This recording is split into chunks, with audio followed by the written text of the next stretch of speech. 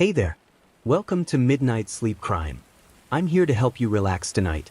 I know many of you use this video to fall asleep. So, before you get cozy, don't forget to like the video and subscribe to the channel. Also, let me know where you're watching from and what time it is there. I'd love to hear from you. Story 1.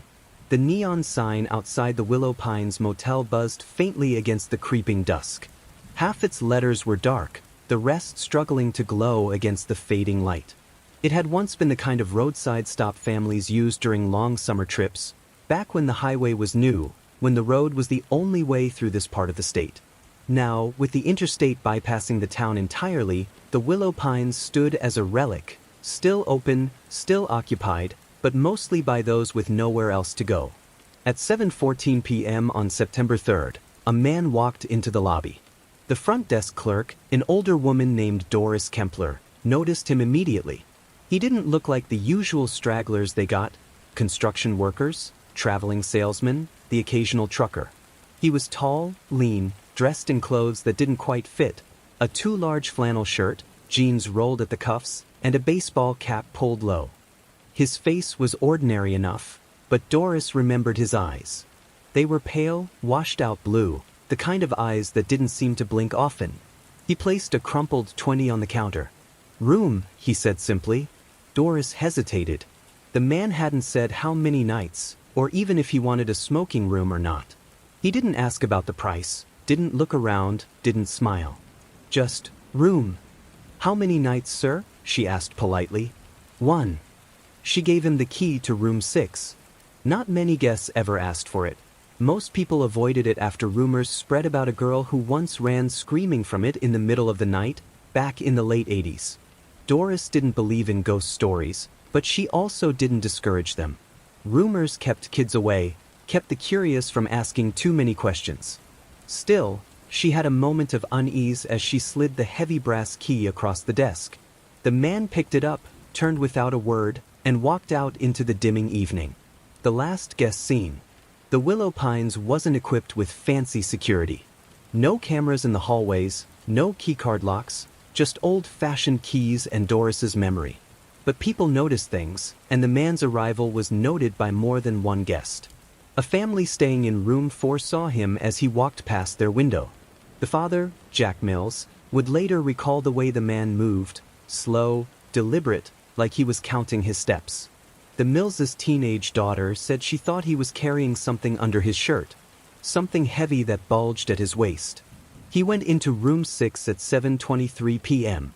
The door closed. The light inside flicked on. After that, no one saw him again. The sounds in the night.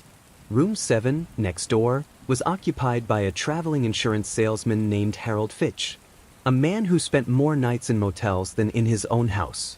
He was used to hearing odd noises, dripping faucets, TV sets left on too loud, couples arguing through thin walls. But what he heard from room 6 that night was different. At 11:02 p.m., Harold was woken by a sound like furniture scraping. Then a dull thud. Silence followed, but only for a moment. A few minutes later came another noise, muffled, strained, like someone trying not to cry out. He sat up in bed, listening.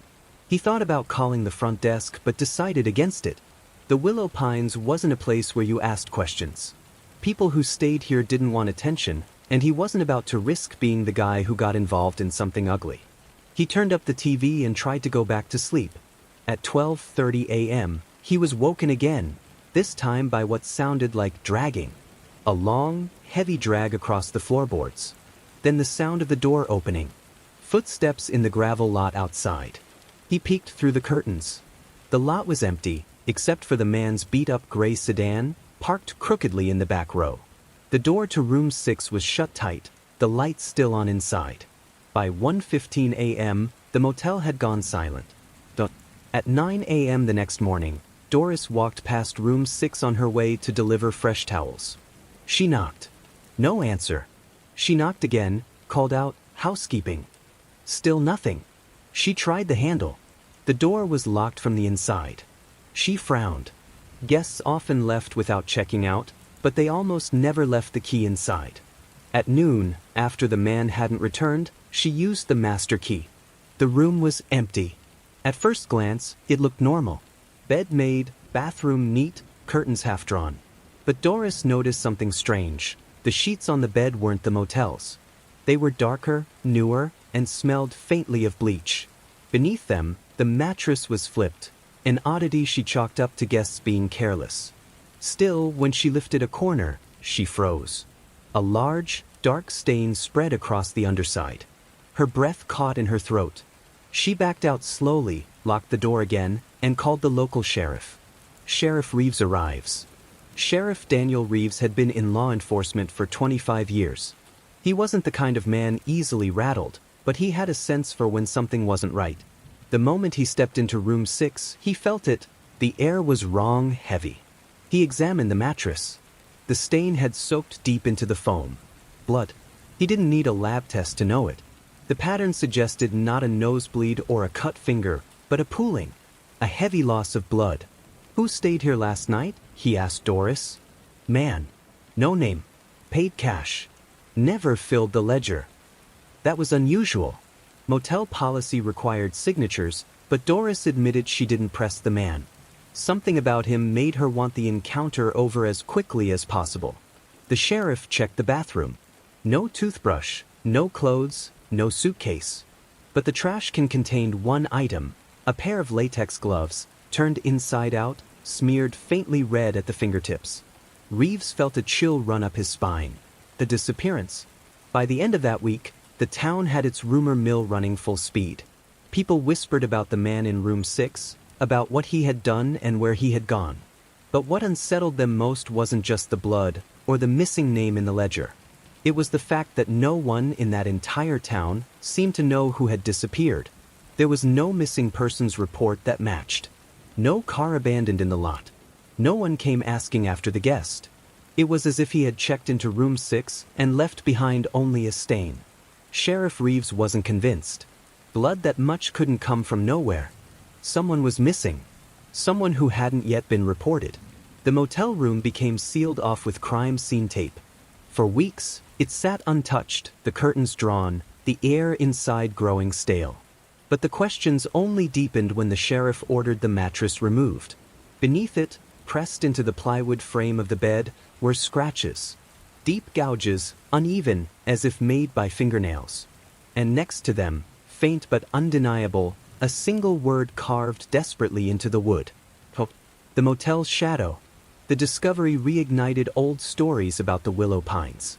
Doris remembered the girl from the 80s, the one who had run barefoot into the night, claiming someone tried to kill her in room 6.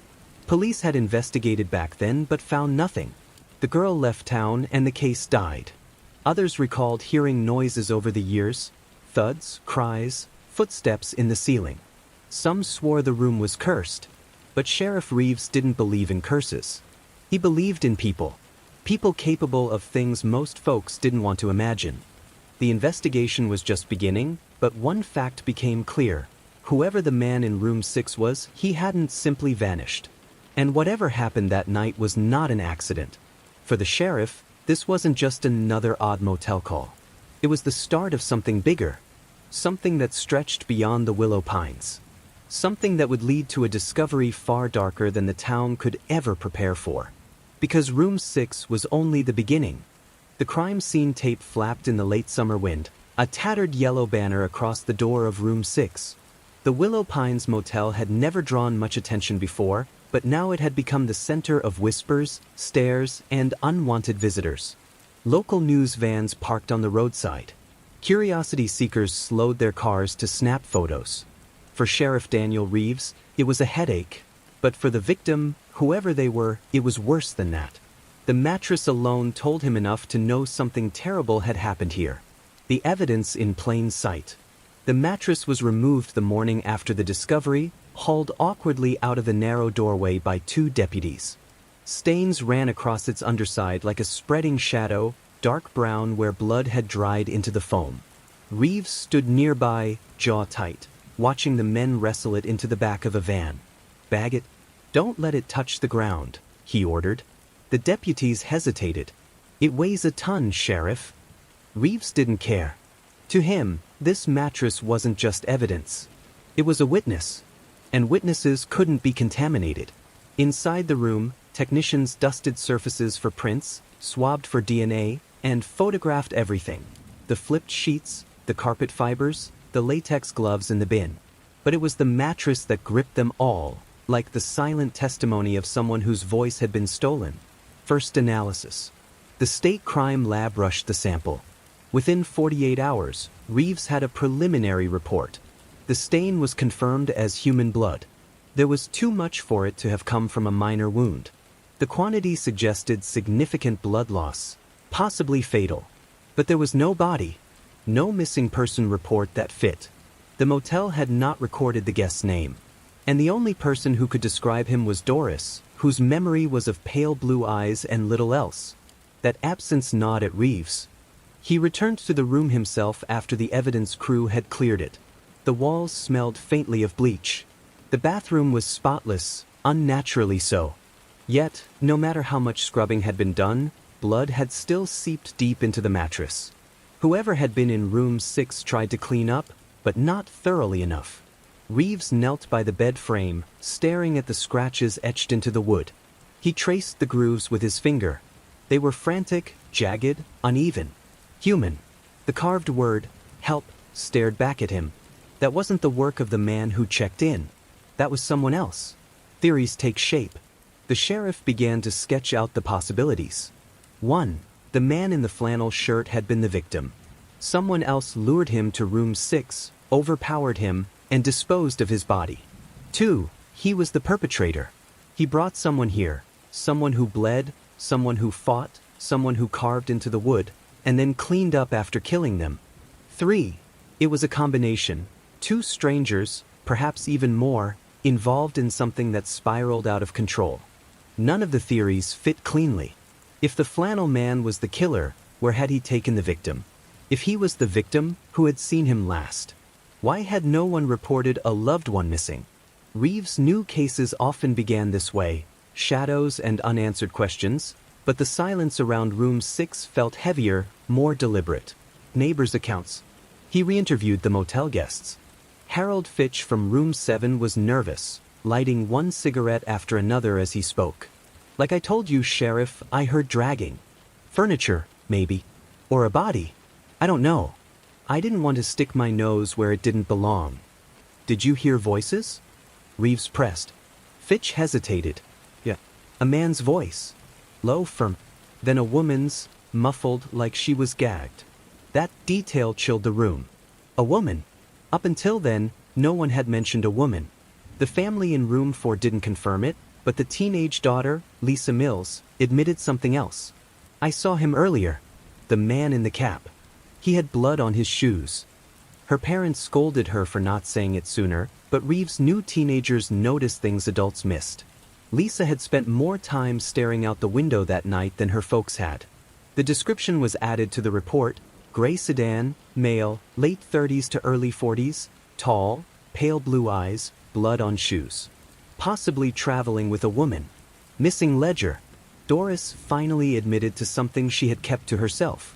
The guest log's gone, she said quietly when Reeves stopped by her desk. What do you mean, gone? I left it out.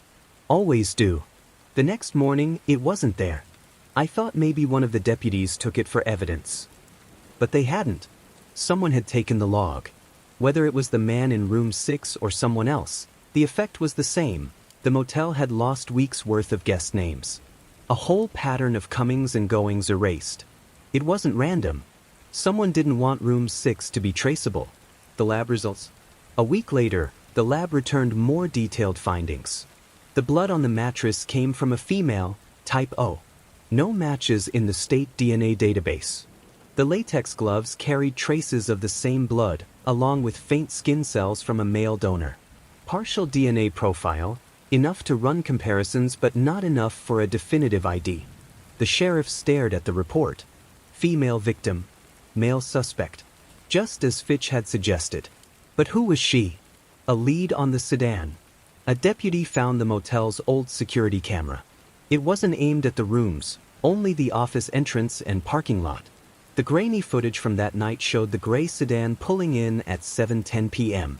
The driver was the man Doris described. No visible passenger. At 1:42 a.m., the car pulled out of the lot. The driver remained the same. The footage wasn't clear enough to see if anyone else was inside. That was the last time the gray sedan was seen in Willow Pines. Expanding the net, Reeves contacted state police, issuing a bulletin for the vehicle, a mid-1990s Chevy Lumina, faded gray, missing hubcap. But days passed with no sightings. In the meantime, he expanded his search to missing persons. Women, type O blood, last seen within 100 miles of Willow Pines. That's when a name surfaced. Jessica Harrow, 27, reported missing by her sister 2 days after the Room 6 incident. Last seen in a small town 30 miles away, leaving a diner late at night. She drove an old Honda. It hadn't been found.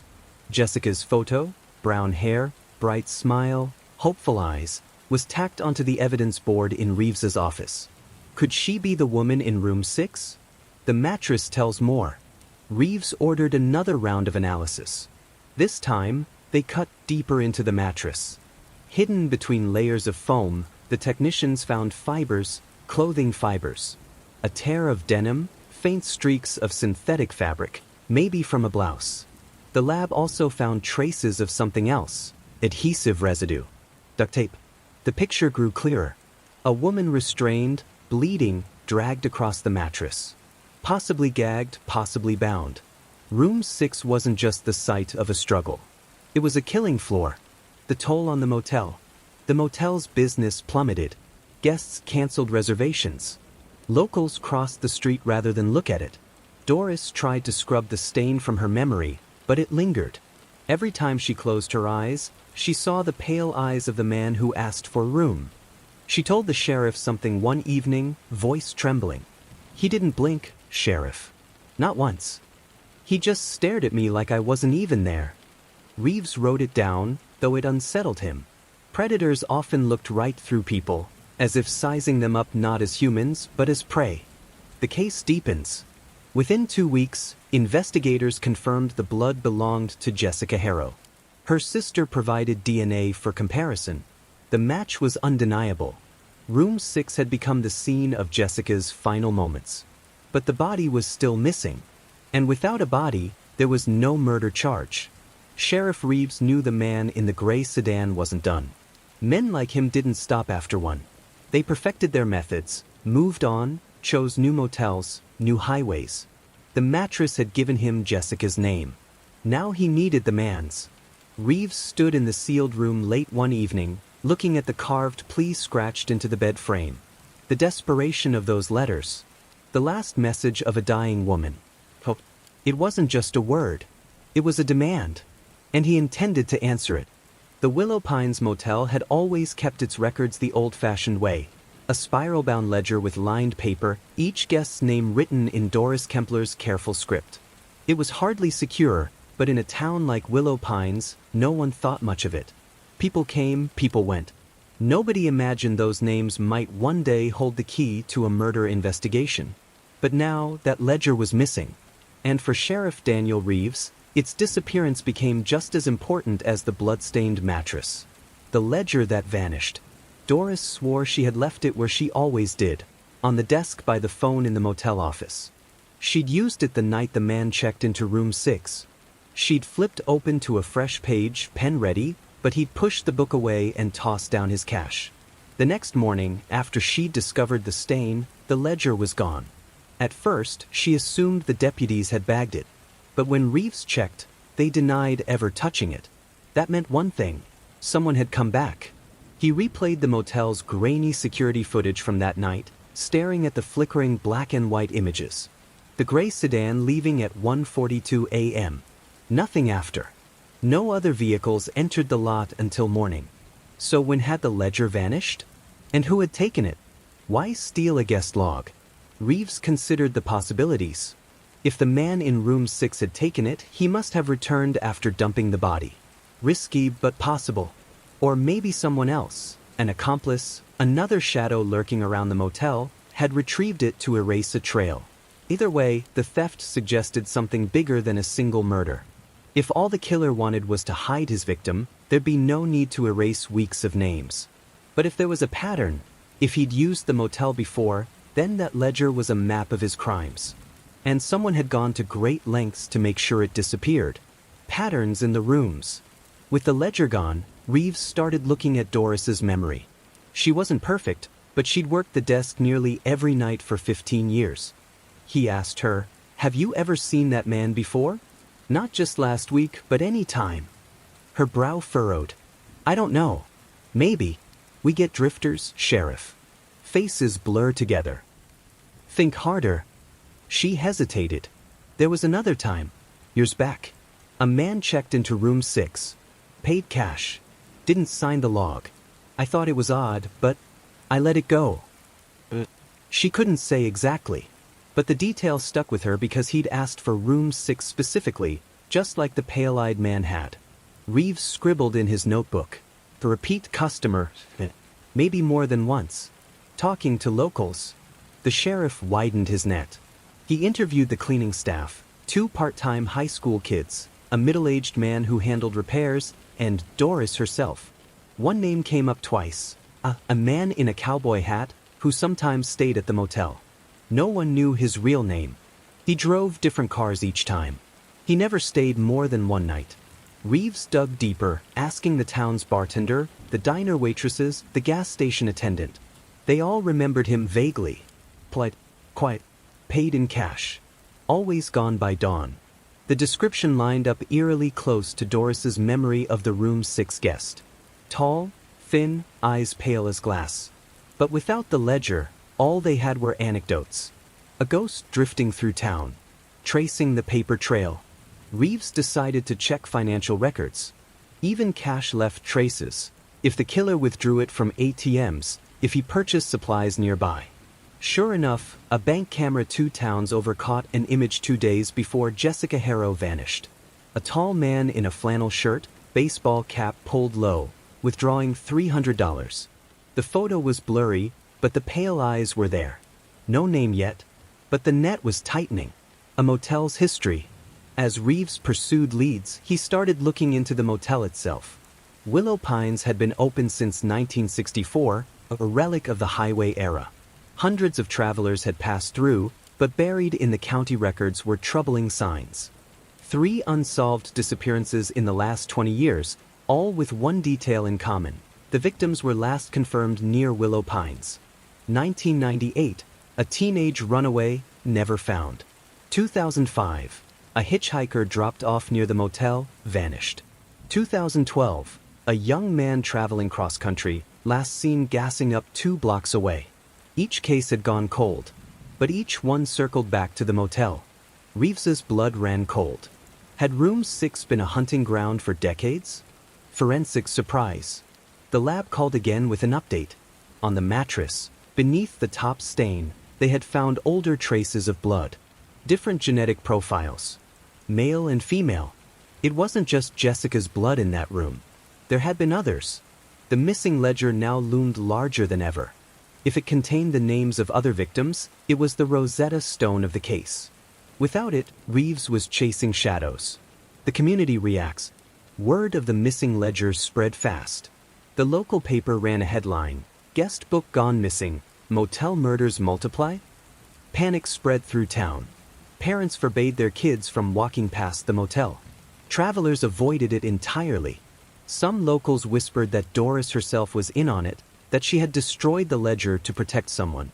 She denied it tearfully, but suspicion clung to her like smoke. For Reeves, it was more pressure. The town wanted answers. And fast. An unexpected break. One evening, Deputy Carla Ruiz came into the sheriff's office holding a thin envelope. "Got something," she said, dropping it on his desk. Inside were 3 receipts, all from a gas station 20 miles south of Willow Pines. Each one purchased late at night, all cash transactions, but each receipt bore a stamp, room 6. Reeves blinked.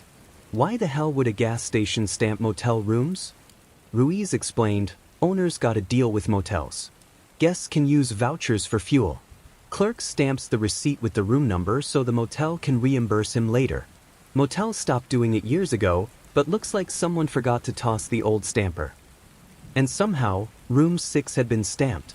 The receipts were dated 6 months apart. 2019, 2021, and just 3 weeks before Jessica's disappearance. Proof, at last, that Room 6 had repeat visitors tied to the same mystery man.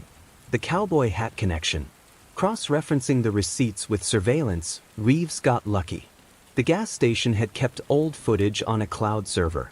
On the night of the 2021 receipt, the camera caught him, the man in the cowboy hat. Tokyo lean pale eyes. Buying gas in cash. Now the pattern was undeniable. This wasn't random. He had been circling Willow Pines for years, slipping in and out like smoke.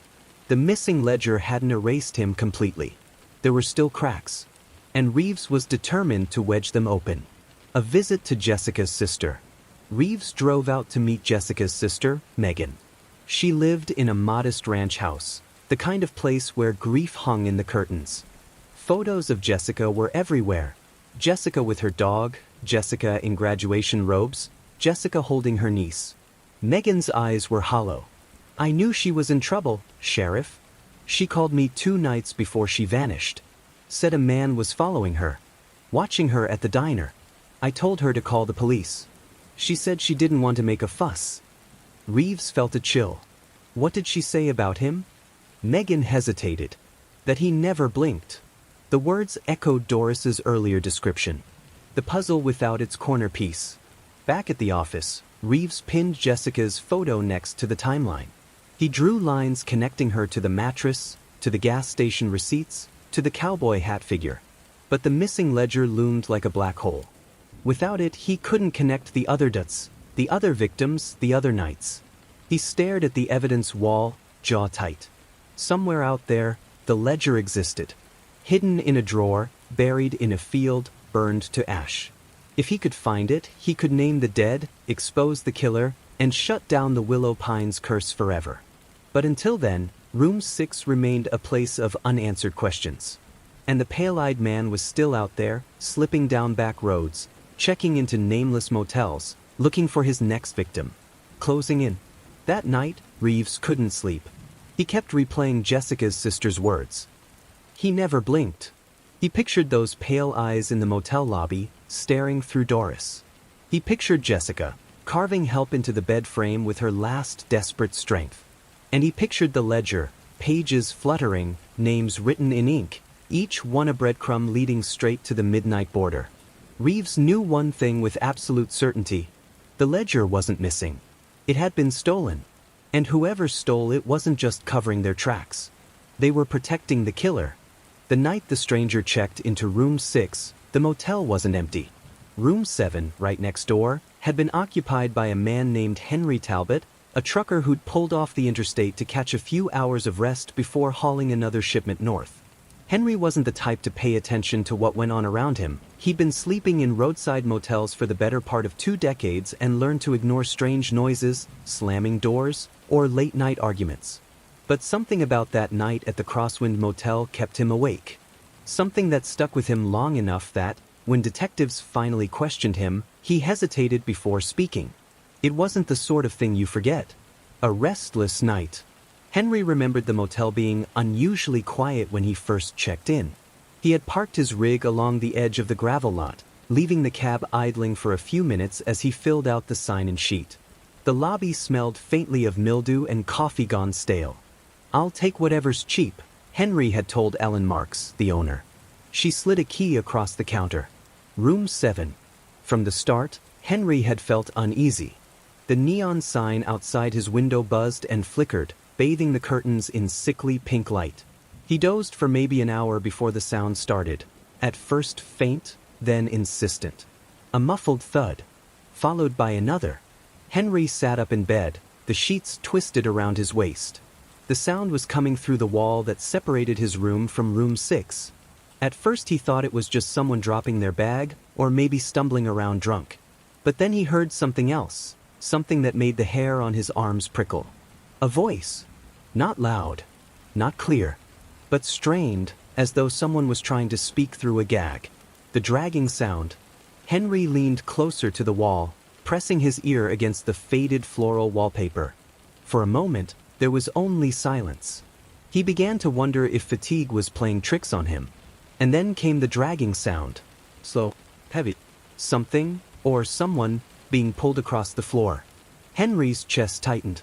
He'd heard plenty of things in motels over the years. Fights, lovemaking, televisions blasting until dawn. But this sound was different. It carried weight. It carried finality. He swallowed hard, debating what to do. Knock on the wall? Step outside and check? Or mind his own business? The decision was taken from him when the sound stopped abruptly, replaced by a dull creak of the bed frame in room 6. Then, silence again. A face at the window. Henry tried to sleep after that, but the unease wouldn't let him.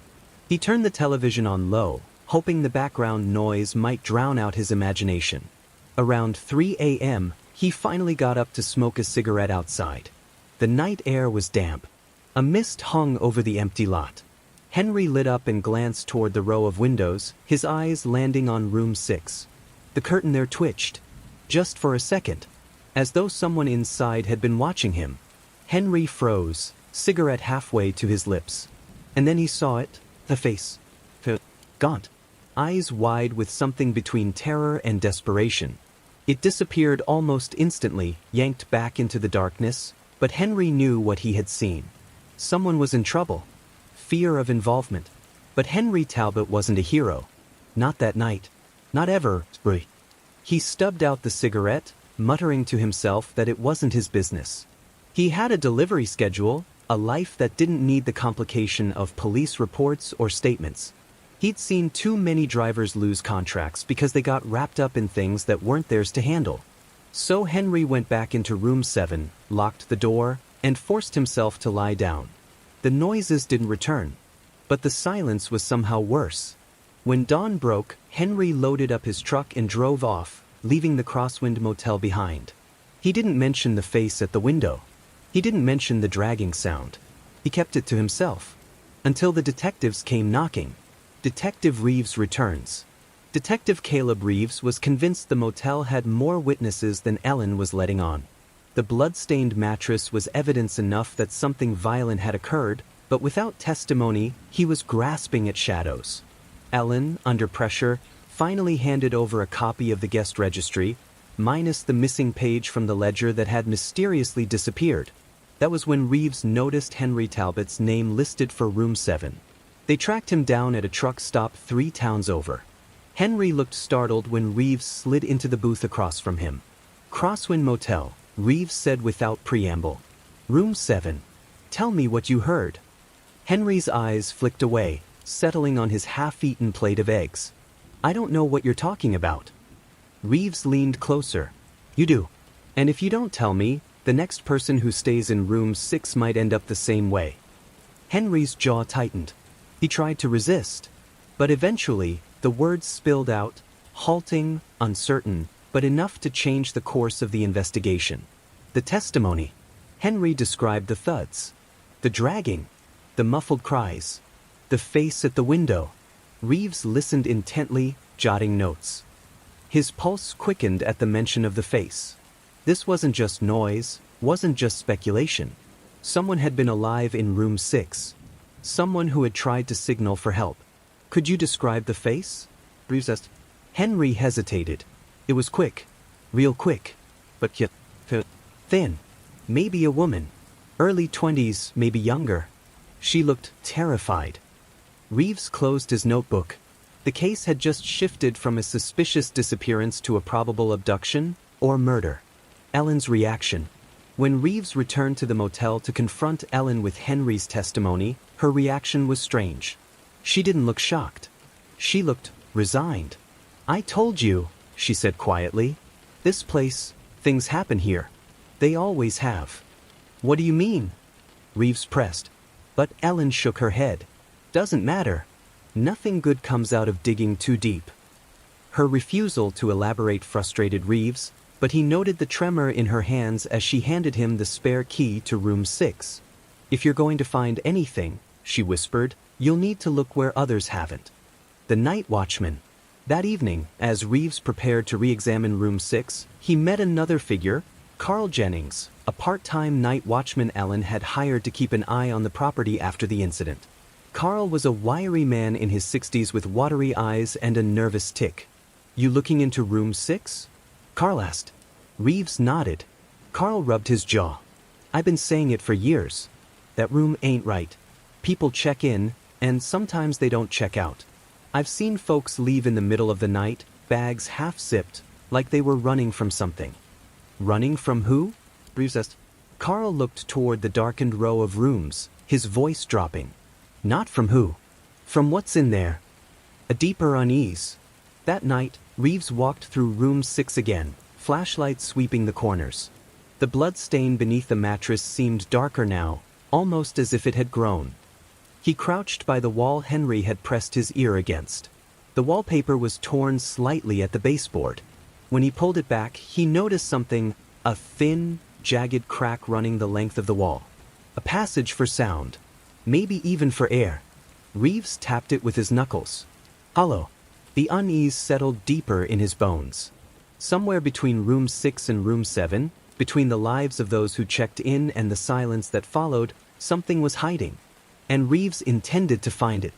The Cloverleaf Motel had always been a quiet, unassuming spot along the old highway. Tucked between a gas station and a closed-down diner, it was the kind of place travelers stopped at when they couldn't make it to the bigger chain hotels farther into town. Its neon sign, humming faintly at night, promised clean rooms, low rates. But as Detective Laura Callahan stared at the worn paint peeling from the office door, she couldn't shake the feeling that this motel was more than just a pit stop. It was hiding something. She had spent the last 2 weeks piecing together the events surrounding room 6, chasing leads about the mysterious drifter who'd checked in and then seemingly vanished. She had interviewed the owners, cross-examined staff, and spoken to every guest who would talk. Yet what troubled her most wasn't just what had happened in room 6, it was the motel's history itself. The old records. The motel's current owner, Leonard Briggs, had only taken over a decade ago. Before that, the property had gone through at least 3 different hands since it was first built in 1964. Leonard kept a locked filing cabinet behind the reception desk, where dusty folders and yellowed papers sat largely untouched. When Laura asked if she could go through them, Leonard hesitated. Most of that's just old bills, repair work, junk. Nothing useful, he said. But Laura was insistent. Sometimes the past leaves patterns. I need to see them. Reluctantly, Leonard handed over the key. Laura pulled the bottom drawer open and found stacks of receipts, payroll records, and guest ledgers dating back decades. She spread them across the counter, scanning each with growing unease. In the ledgers, certain dates were circled in red ink, notations from a long-gone manager. Next to them were handwritten notes. Guest never checked out. Police notified. Another read, room abandoned. Left belongings behind. And almost all of them had one thing in common. They were connected to room 6. A pattern emerges. The first disappearance was recorded in 1971. A traveling salesman named Harold Wexler had checked into room 6 on a rainy March night. According to the record, he never officially checked out. The manager at the time, a man named Curtis Downs, had contacted local police, who filed a missing persons report. Wexler's car was later found abandoned 30 miles down the interstate. No trace of him was ever found. The next case came in 1979. A young woman named Janice Holloway, age 24, was last seen leaving her apartment in Tulsa. Her car broke down near the Cloverleaf Motel, where she took a room for the night. She vanished the following morning. Police combed through her room, room 6, and found her purse and suitcase neatly placed on the bed. No signs of struggle, no forced entry. Just gone. There were more. In 1986, a runaway teenager. In 1992, a truck driver. In 2001, a hitchhiker traveling cross-country. Each time, room 6. Laura's skin prickled as she jotted notes. Could this be coincidence, or was something far more sinister buried here? Locals remember. Laura drove to the small-town library and began combing through archived newspapers. Microfilm word as old headlines flickered across the screen. Salesman disappears after motel stay. Police baffled by vanishing of young woman. Highway mystery, another drifter gone missing. Though none of the cases had ever been solved, whispers had circulated for years. One article quoted a local diner waitress, "That motel gives me the creeps. Folks check in and don't always check out." Curious, Laura tracked down longtime residents. Many were reluctant to talk, but one elderly man named Hal Simmons agreed to sit down with her. Hal, a retired trucker, leaned back in his chair and crossed his arms. "I stayed there once, back in '85. Room 6. Worst night of my life." Laura's pulse quickened. "What happened?" Hal scratched at his whiskered chin. "Middle of the night, I heard someone knocking at my door. Not just a knock, more like scratching. Thought it was a stray animal at first. When I got up, no one was there. Later, I woke up to what sounded like whispering coming from inside the walls. Couldn't sleep a wink. Left at dawn and never went back." Laura pressed him for more, but Hal only shook his head. "Some places just aren't right. That room's cursed, detective. Always has been." The suicide. While cross-referencing old police records, Laura stumbled across something chilling. In 1969, just 5 years after the motel was built, a guest in room 6 had taken his own life. A man named Gregory Ames, 42, was found hanging from the ceiling light fixture by a belt. His note read only, "I can't get rid of the voices."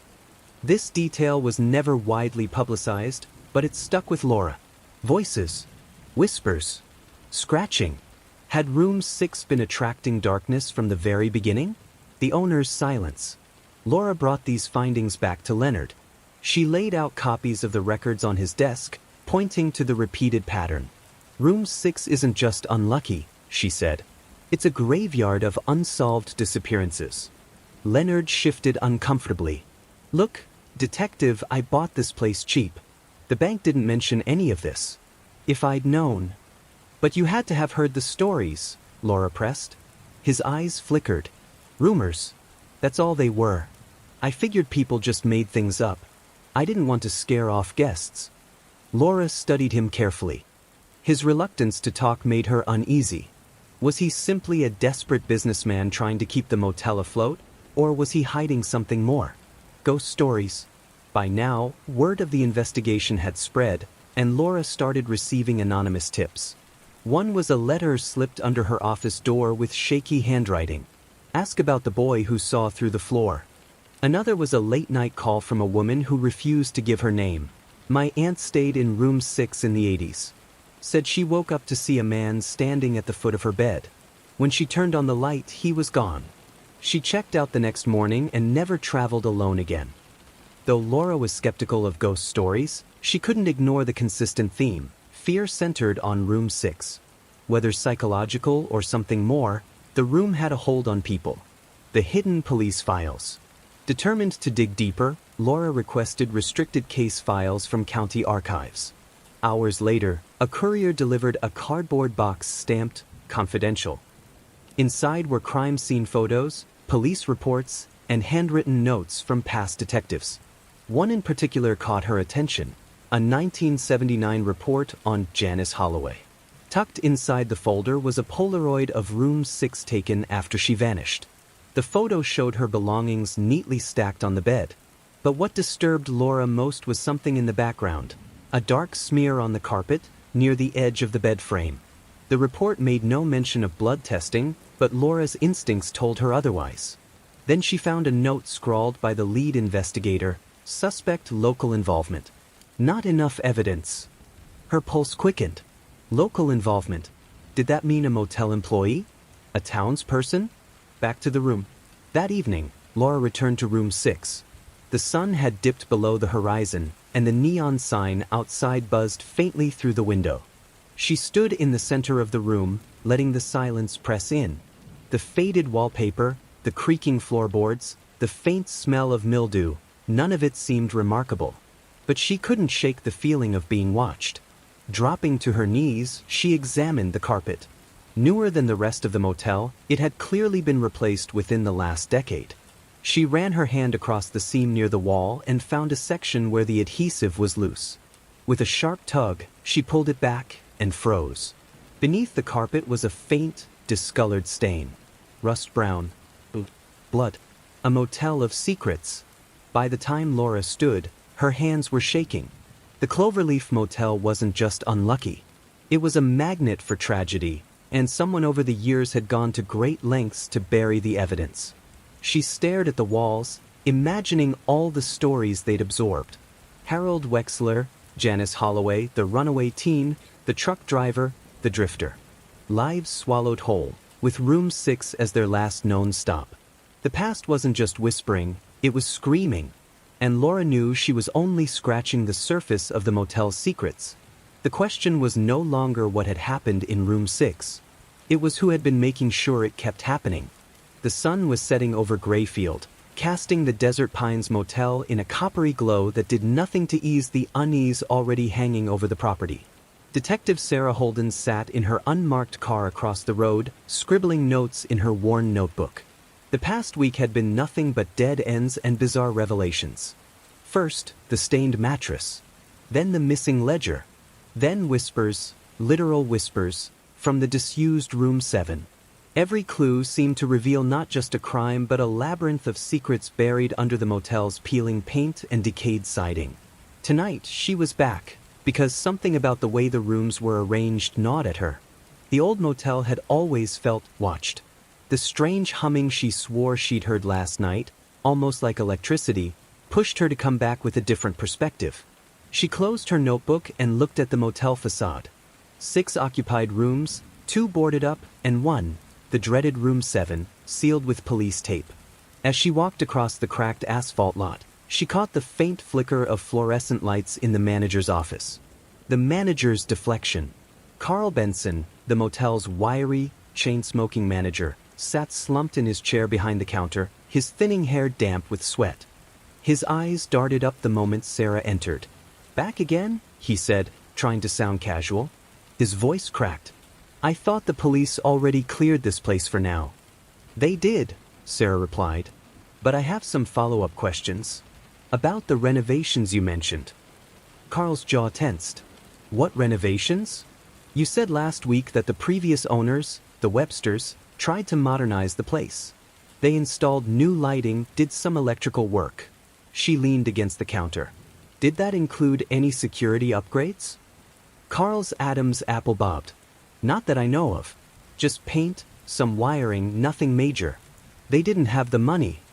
Sarah scribbled in her notebook, then looked up, fixing him with the kind of stare that left people squirming. "You wouldn't be lying to me, would you, Carl?" He forced a chuckle that came out more like a cough.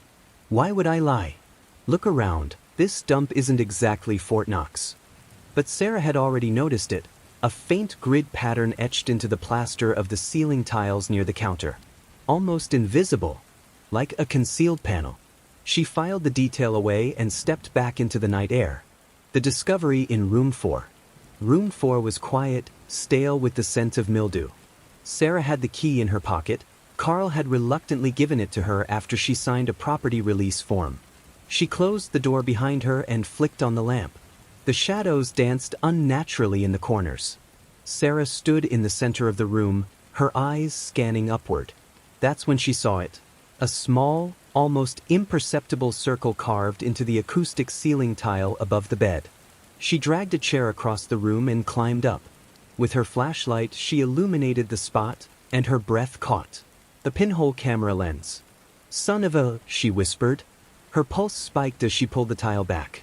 Wires ran from the camera, disappearing into the ceiling cavity, bundled neatly with plastic ties. Whoever installed this wasn't sloppy. This was deliberate, professional even. Sarah dropped the tile and stepped down, her hands trembling. The camera was pointed directly at the bed. The ceiling maze. Heart racing, she sprinted back to her car, grabbed her inspection kit, and returned with gloves and a small stepladder. Tile by tile, she began lifting ceiling panels across rooms 2 through 6. Every single room had one. Hidden cameras wired together, all pointed at the beds. The wires ran like veins through the ceiling, converging toward a single location. Sarah followed them through the dark crawl space above the rooms, her flashlight beams slicing through the dust. Finally, she found it, a central hub above room 7. An old electrical box, modified to contain recording equipment. Several outdated VHS tapes, stacked neatly, were jammed inside. The wires fed into a cluster of jerry-rigged splitters, each leading to a separate recording channel. Her chest tightened as she realized what she was looking at. For years, maybe decades, every guest who stayed here had been watched, recorded. But why hadn't anyone updated the system? Then the darker thought hit her. Maybe someone had.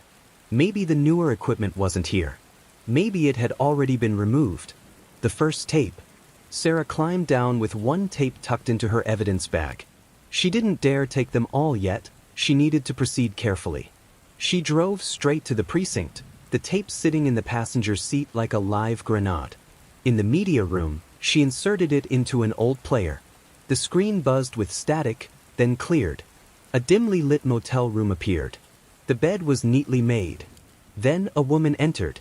Alone. She set her bag on the bed, kicked off her shoes, and sat down. She looked ordinary, mid-30s, travel-worn, adjusting her hair. Sarah leaned forward, horrified at the intimacy of the footage. The woman began to undress. Sarah hit fast forward, unable to stomach watching. The tape flickered forward, then froze. The woman jolted. Her head snapped toward the camera, as if she heard it. Then, suddenly, the footage warped. The screen went black. Sarah's stomach knotted. She rewound slightly. Same thing. The woman sensing something, turning toward the hidden lens, before the tape abruptly cut out. Not ended. Cut. Someone had deliberately stopped recording at that exact moment. A pattern emerges. Sarah pulled another detective, Reeves, into the room. "Tell me this doesn't look like staging," she said, replaying the moment. Reeves frowned. "Could be coincidence." "Coincidence doesn't stack up when every room in that motel has a camera aimed at the bed," Sarah shot back. This wasn't just voyeurism. This was a system. Organized. Reeves rubbed his temples. Jesus Christ. How many tapes? Dozens. He blew out a breath. If this goes back to the Websters, they could be tied to a peeping ring. But the cut footage, he shook his head. That feels like escalation. Like maybe it wasn't just watching.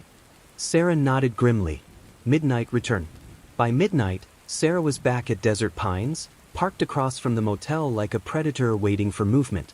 The night was silent except for the buzz of a faulty neon sign. Carl's office light was still on. Sarah slipped out of her car, moving along the shadow of the building until she reached room 7. She ducked under the police tape and slipped inside. Her flashlight swept the walls, landing on the ceiling panel she had disturbed earlier.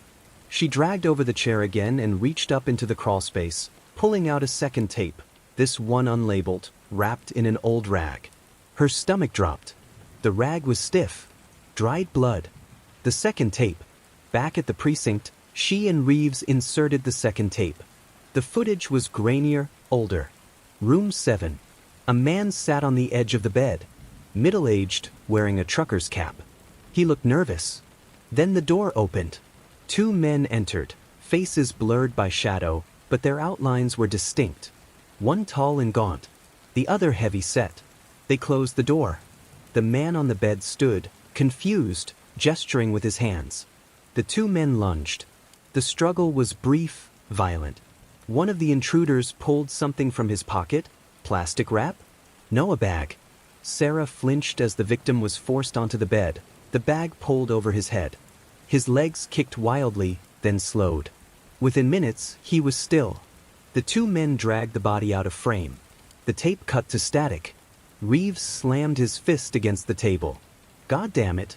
That's murder." Sarah stared at the frozen screen, bile rising in her throat. And we've got it on film. Implications. The existence of this footage blew the case wide open. Desert Pines wasn't just a sleazy roadside stop. It was a hunting ground. The cameras weren't voyeuristic perversions. They were tools. Surveillance. A way to catalog victims before they were chosen. The Websters hadn't just run a motel. They'd run an operation. The missing ledger suddenly made sense. Names, room numbers, dates, cross-referenced with footage. And room 7? It hadn't just been haunted. It had been the execution chamber. Sarah closed her notebook, her hand shaking as she wrote her final line of the night. The cameras weren't for watching. They were for selecting.